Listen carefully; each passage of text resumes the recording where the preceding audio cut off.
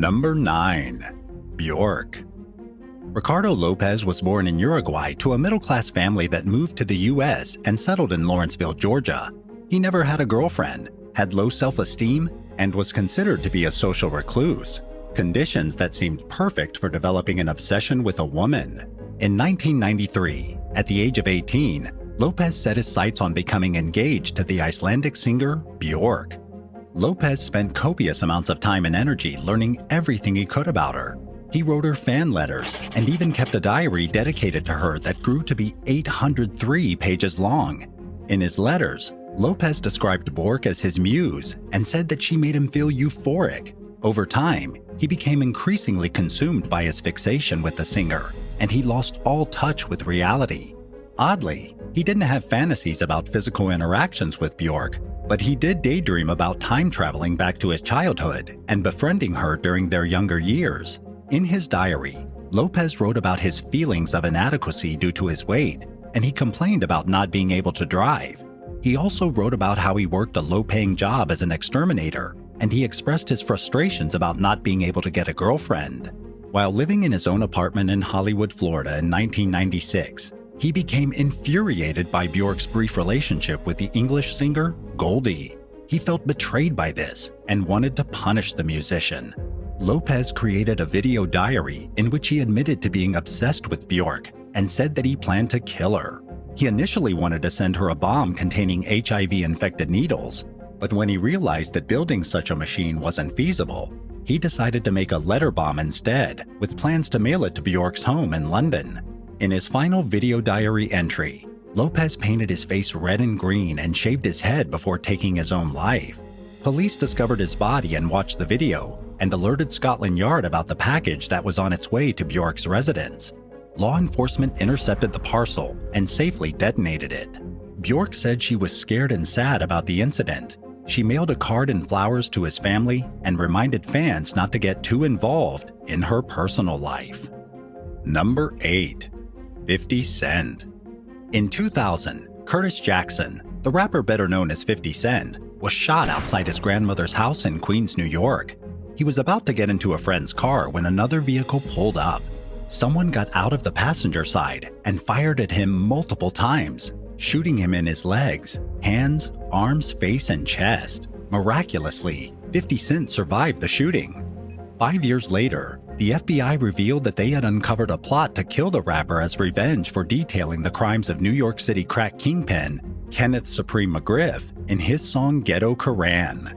Investigators say they believed certain employees of the Murder Inc. record company were involved in McGriff's alleged ongoing plans to murder 50 Cent. In a search warrant affidavit from 2003, U.S. Treasury Special Agent Francis Mays said that the agency also believed McGriff was receiving regular updates on 50 Cent's whereabouts from Murder Inc. employees. After the release of Ghetto Koran, 50 Cent was blacklisted from record studios in the U.S. The rapper's mentor, Jam Master Jay, was murdered in his studio in 2002 for refusing to go along with the blacklist. Authorities suspected that McGriff was connected with the killing in some way, although he was never charged. Then in 2020, 2 suspects were finally charged with Jam Master Jay's murder. Carl Jordan Jr. and Ronald Washington are slated to go to trial in early 2023. It's unclear whether investigators still believe McGriff has connections with the murder or if they think he was behind a plot to kill 50 Cent. Number 7. George Harrison. The murder of Beatles frontman John Lennon is widely known, but many haven't heard about the attempt on George Harrison's life in 1999. It happened the day before New Year's Eve, when Harrison and his wife Olivia were attacked in their mansion in Oxfordshire, England. Michael Abram entered the home wielding a knife and sword he'd broken off a statue sitting outside and tackled Harrison, who fought back. Olivia hit the intruder's head with a brass poker, while her husband struggled with Abram, and she soon joined the fight. Harrison was stabbed 10 times and became too weak to continue fighting, but Olivia was relentless in fending off Abram, and she managed to stop him from doing any further damage until police arrived. Luckily, Harrison survived the attack.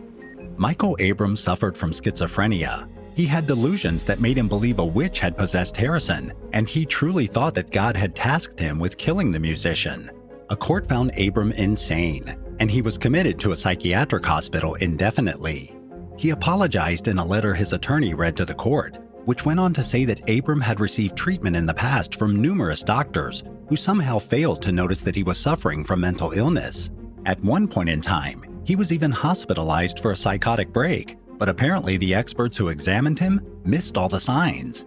Leading up to the attack on the Harrisons, a neighbor of Abram's reportedly observed changes in his behavior as he descended further into drug-fueled hallucinatory delusions. Abram was released just a few years after the attack in 2002, and he remains free to this day.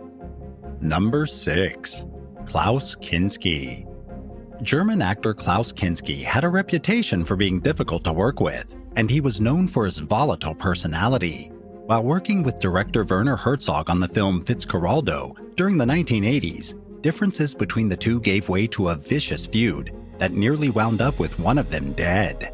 In a documentary he created in 1999 called My Good Friend, Herzog detailed the dispute from beginning to end. During one instance, Herzog approached Kinski's house with a plan to set him on fire in his bed. The director was stopped by Kinski's dog, who ran outside and attacked him. At the film's premiere, Herzog described Kinski as one of the greatest actors of the century, but also a monster and a great pestilence. He went on to say that he and Kinski made 5 movies together, often in remote jungle locations, and claimed that Kinski often verbally abused and threatened him. Herzog declined to reveal the details of the other times when he plotted to kill the actor, but admitted that he planned to end Kinski's life on more than one occasion. At one point, he pulled a gun on Kinski and threatened to shoot him because he tried to walk off a movie set. Kinski passed away in 1991 of a sudden heart attack, leaving behind a legacy of complicated relationships and a reputation for his despised qualities that made him both famous and infamous. Number 5. Justin Bieber. In a story that seems stranger than fiction, a convicted killer ordered a hit on Justin Bieber from inside the walls of a New Mexico prison before foiling his own plot. Dana Martin was serving 2 life sentences for murder when he became obsessed with Bieber and even had the singer tattooed on his leg. He hired former inmate Mark Stake to kill the teen heartthrob and 3 others in 2012. Upon his release, Stake and his nephew Tanner Ruane headed east with plans to murder 2 of Martin's acquaintances in Vermont by strangling them with a paisley tie, Martin's signature trademark. From there, the pair were told to proceed to New York in order to murder Bieber and his bodyguard, and to castrate Bieber as well.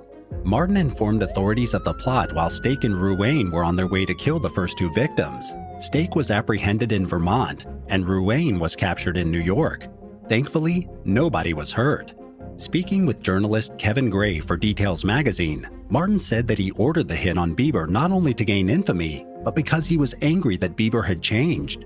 He was upset that the singer had adopted an edgier look and attitude as he grew into adulthood, and distanced himself from his boyish, angelic persona.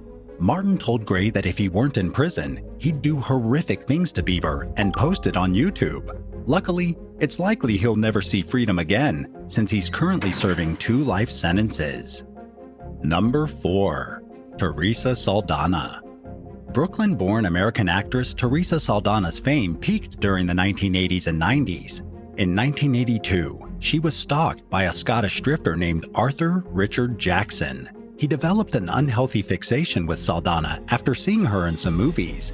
He then hired a private investigator to uncover personal details about her. The investigator found Saldana's mother's unlisted phone number and gave it to Jackson, who called pretending to be an assistant director to Martin Scorsese. He told Saldana's mother that he was interested in hiring the actress to replace someone in a European film and asked for her address. Jackson approached Saldana outside her home in West Hollywood and brutally stabbed her in broad daylight. The attack was so frenzied, the knife was bent. Shocked bystanders did nothing until a delivery man who was in a nearby building overheard her screams and rushed to her aid. The Good Samaritan subdued Jackson until help arrived. Saldana suffered from 10 stab wounds and a punctured lung and was hospitalized for 4 months. After her recovery, she starred in a made-for-TV movie about her experience called Victims for Victims: The Teresa Saldana Story.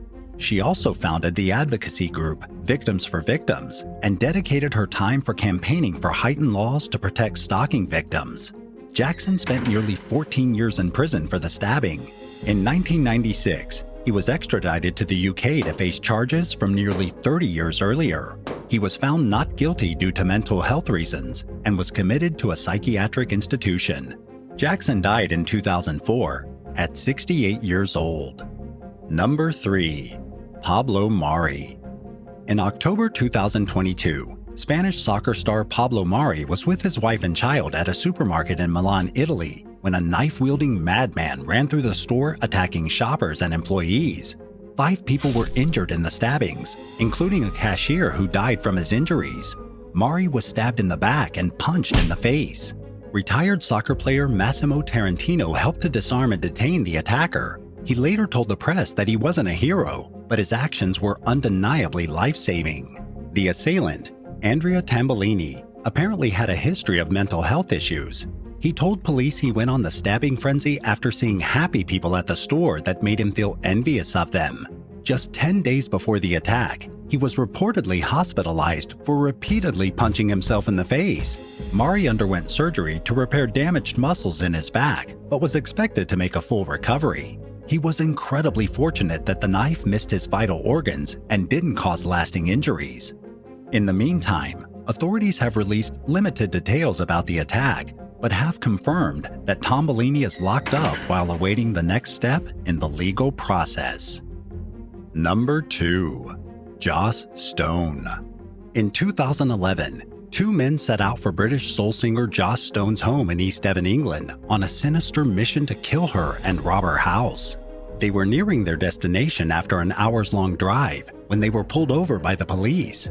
Inside the car, officers found written plans detailing the murder plot, along with a cache of weapons including a knife, a samurai sword, and hammers.